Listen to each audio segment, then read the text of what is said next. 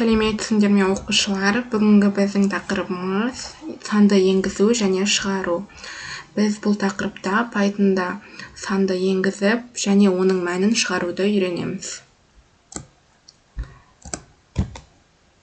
Жалпы бағдарлама жұмыс жасау үшін кейде қолданушыдан ақпарат алу қажет болады. Бұл ақпарат сан, мәтін немесе басқа дерек болуы мүмкін. Python бағдарламалау тілінде қолданушыдан ақпарат алу үшін арнайы функциялар қолданылады. Сонымен қатар нәтижені экранға шығару үшін де арнайы функциялар пайдаланылады. Python тілінде деректерді енгізу және шығару бағдарламалаудың негізгі бөлігі болып табылады. Практика жүзінде мұны түсіндірейін.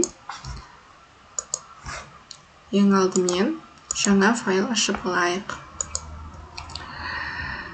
Біз алдыңғы сабақтарда өттік, print сәлем деп. Яғни print дегеніміз санды шығаруды білдіреді. Ал санды енгізу дегеніміз ол input деген сөзбен жазылады. Мысалға, адам атын жазайық. Адам аты, яғни name. Name тең input.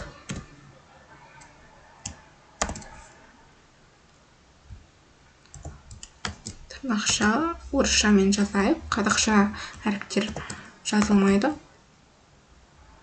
Атыңды,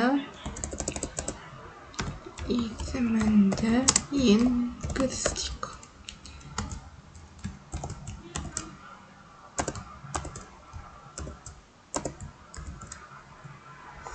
Енгіз деп қос нүкте қоя салайық.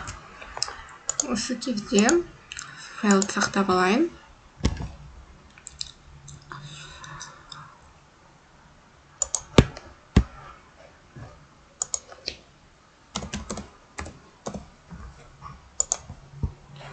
Бұл жерде әлі есебіміз толық біткен жоқ. Неге деп ойлайсыңдар? Әрине біз тек енгіздік, санды. Яғни есіміңді енгіз деп енгіздік. Біз бұны шығару үшін қай команда дедік? Әрине print. Print name деп жазамыз. Неге name деп жаздық? Өйткені бізде мына жерде аргумент name болып тұр. Name input есіміңді енгіз. Осыдан соң бізге мына жерге есім, өзіміз қалаған есімді енгізе аламыз. Айша дейік. Осылай Айша деп есімді шығарып беретін болады. Біз мына жерде кез келген мысалға сан деп ауыстырсақ болады. Санды енгіз. Name деген міндетті түрде name емес, кез келген әріппен ауыстыруымызға болады. Демек, printті да біз A деп ауыстырамыз. Мына жерде бізде шықты, санды енгізіп 5-ті шығарып береді. Егер біз мына жерге B тең мынаны копировать етіп қояртын болсақ, мына жерге printке осы екеуінің қосындысын табуымызға болады. Екі аргументті жазамыз, қосындысын. Осылай біз санды енгіземіз 5, екінші сан бізде 4 делік.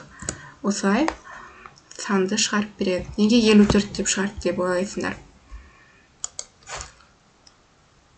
Біз нақты сан деген белгіні қалдырып кеттік, яғни int input деп жазылу керек. Міндетті түрде алдына int деп жақшаны ашып, соңынан жабу керек. Сол кезде есептің мәнін қосу қылып шығарып береді. Осылай 5, 2 делік, 7. Осылайша біз бүгінгі сабақта санды енгізуді, оны шығаруды, қосындысы, немесе көбейтіндісі, немесе бөліндісін шығаруды үйрендік. Мына жерде біз қосу деп жаздық қой. Осыны кез келген таңбамен ауыстыруымызға болады.